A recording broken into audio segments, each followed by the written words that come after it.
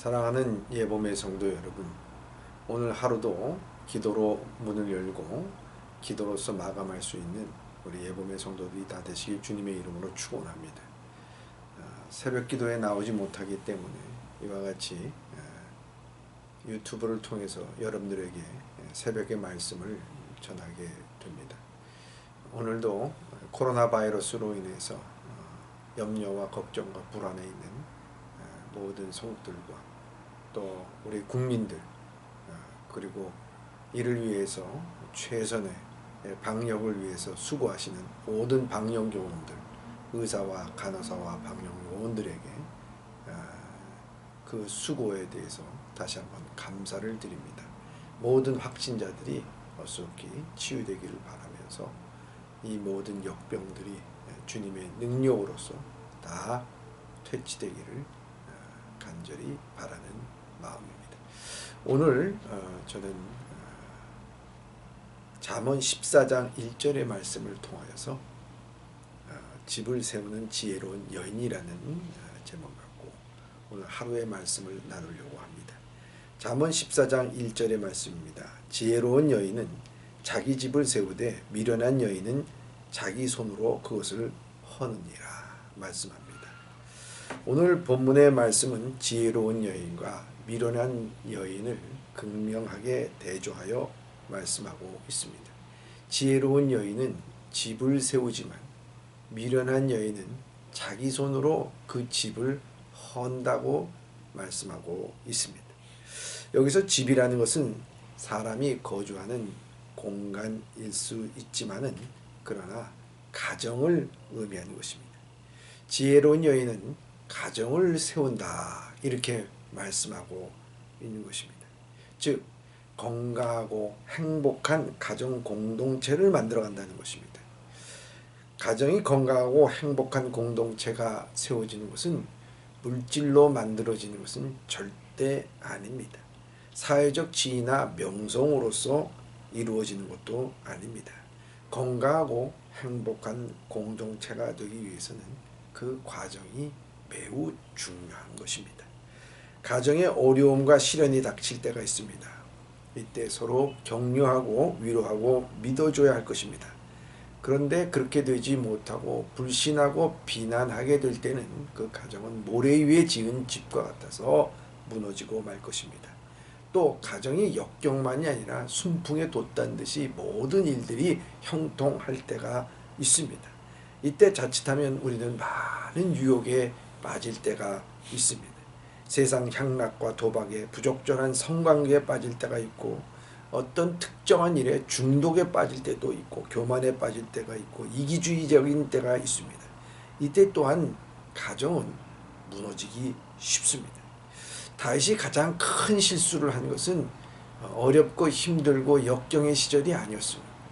그가 정치적으로나 또 모든 백성들에게 존경을 한 몸에 받고 있을 그 당시에 그는 이 밧세바를 범하게 됩니다. 그래서 간음하고 살인하고 교사하고 사건을 은폐, 조작하는 일까지 벌이게 됩니다. 그러나 그는 그 일 앞에서 하나님 앞에 회개는 하지만 그 가정은 온전치 못한 것을 볼 수가 있습니다.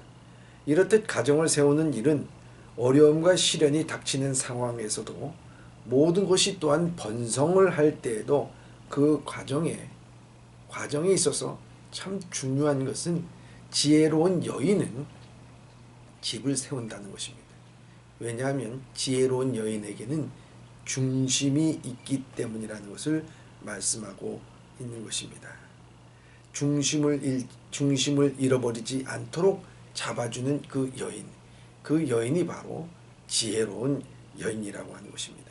그 여인이 아내가 될 수도 있고 또한 남편이 될 수도 있고 또 부모가 될 수도 있고 목회자가 될 수도 있고 바로 여러분 자신이 될 수가 있다는 것입니다.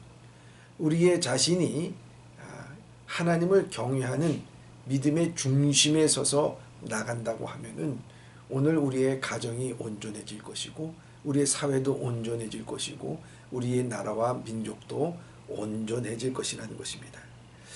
이스라엘이 여리고를 무너뜨리기 위하여서 정탐할 때 창기 라합은 이 정탐꾼들을 보호해주고 숨겨주었습니다.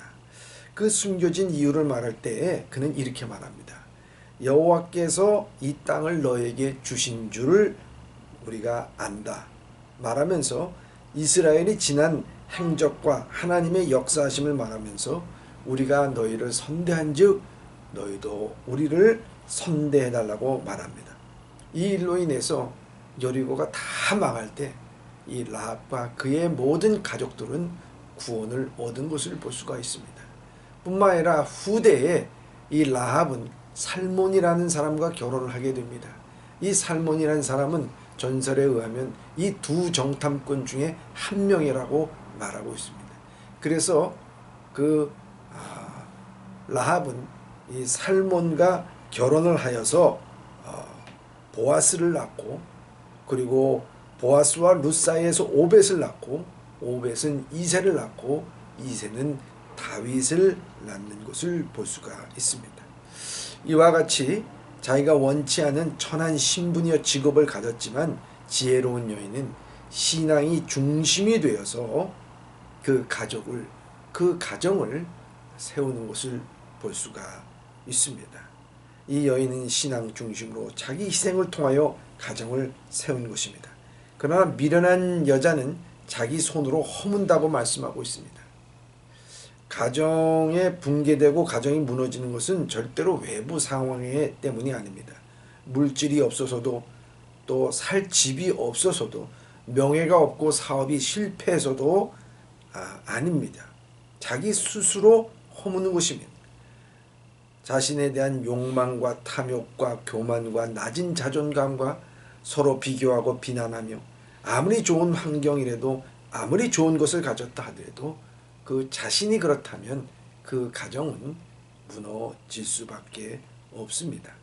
그래서 잠언 21장 9절에 보면 다투는 여인과 함께 큰 집에 사는 것보다 움막에서 혼자 사는 것이 나으니라 말씀합니다. 비단 여인이만 그렇겠습니까? 우리 모두가 다투는 자와 함께 사는 것은 혼자 사는 것이 낫다라는 그런 의미겠지요. 그렇습니다. 우리 모두에게 중심에는 하나님이 있어야 됩니다.